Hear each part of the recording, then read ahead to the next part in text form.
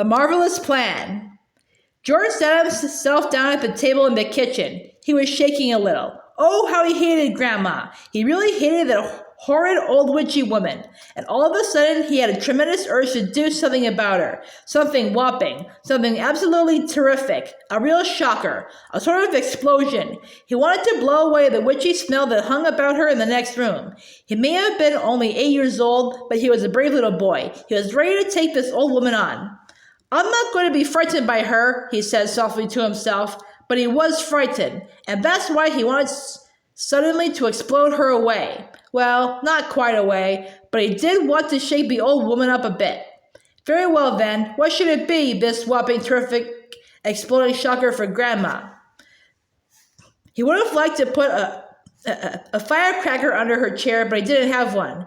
He would have liked to put a long green snake down the back of her dress, but he didn't have a long green snake. He would have liked to put 6 big black rats in the room with her and lock the door, but he didn't have 6 big black rats.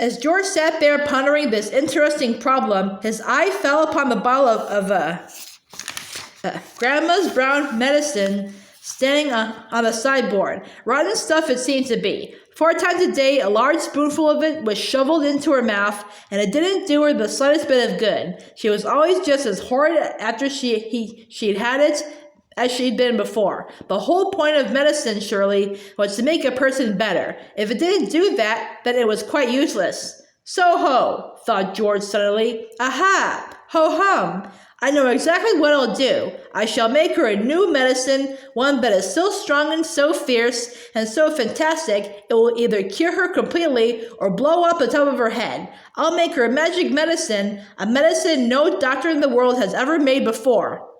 George looked at the kitchen clock. It said 10:05.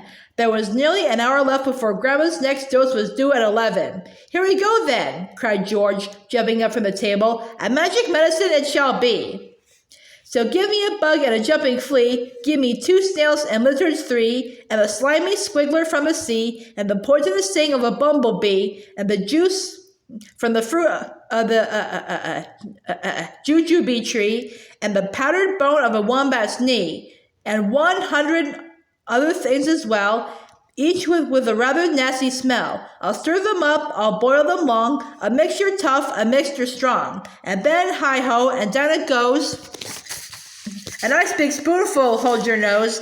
Just gulp it down and have no fear. How do you like it, Granny dear? Will she go pop? Will she explode? Will she go flying down the road? Will she go poof in a puff of smoke? Start fizzing like a can of Coke? Who knows? Not I. Let's wait and see. I'm glad it's neither you nor me. Oh, Grandma, if you only knew what I have got in store for you.